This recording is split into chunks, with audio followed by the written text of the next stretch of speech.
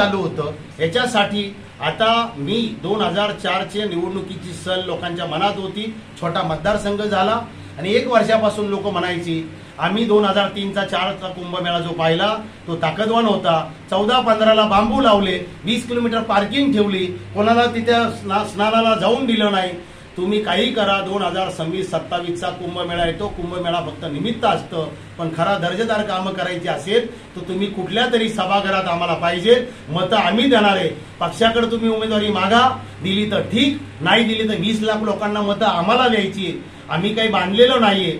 या भूमिकेमधून मी प्रस्ताव श्री उद्धवजी ठाकरेंकडे दिला होता, तो संजय राऊतच्या मार्फत दिला, त्यांनी तो ठेवला, त्यांना मी धन्यवाद दिले, त्यांना 100 गुण दिलेले आजही मी संजय राऊतांना।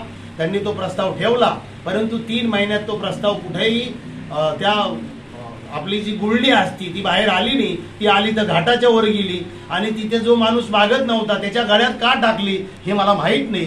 आणि म्हणून आज मी प्रेस याच्यासाठी घेतली का मी ग्रामीणचे 262 गावं स्वतः जाऊन, हा 200 लोकांचा सॅम्पल सर्व्हे नाहीये, चिम्या येणारे गोम्या पडणारे, मी तिथे स्वतः गेलो, स्वतः गावांमध्ये गेलो। मला बरोबर आज 25 दिवस झाले।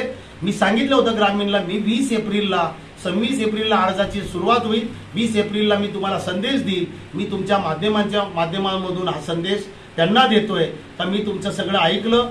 आता त्यांनी मला सांगितलं राजकीय पक्ष जर तुम्हाला चांगल्या माणसाला देत नसेल, ज्यांनी विकास केला, ज्यांनी काम केलं, ज्यांनी ग्रामीणला आणि शहराला एकत्र आणलं, दोघांचं दळणवळण सारखं केलं, अशा माणसाला जर बाजूला ठेवत असेल तर आम्ही तुम्ही शेतकऱ्याचा मुलगा आहे, खानदानी तुम्ही शेतकरी आहे, तुम्हाला शेतकऱ्यांची जाण आहे आणि शहराची जाण आहे, दोघांना सांभाळण्याची क्षमता आहे आणि सभागृहामध्ये प्रश्न सोडून लोकांना न्याय देण्याची तुमच्या ताकद आहे। आज उद्योगाचं वाटोळं झालंय, जे होते ते बंद पडले, व्यापार व्यवसायाची अडचण आहे, शेतकरी तर बाजारभाव मिळत नाहीये, त्यामुळे सगळे बेटाकुटी झालेले, तरुण वन फिरताय, IT क्षेत्र येत नाहीये, त्यामुळे सगळ्या ह्या बाजार बुणग्यांनी 15 वर्षामध्ये त्यांनी केलेली कामं एक बाजूला करा।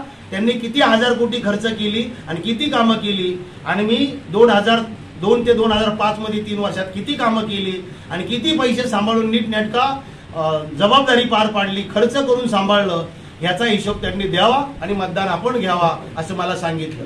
आता माझं ग्रामीण फिरून झालंय, आता मी शहरात घुसलोय, मी अंतिम निर्णय हा तुम्हाला येत्या 4 दिवसात फिरून देईल आणि मग त्यानंतर तुम्हाला अंतिम निर्णय मी लोकसभेच्या संदर्भात कळवेल।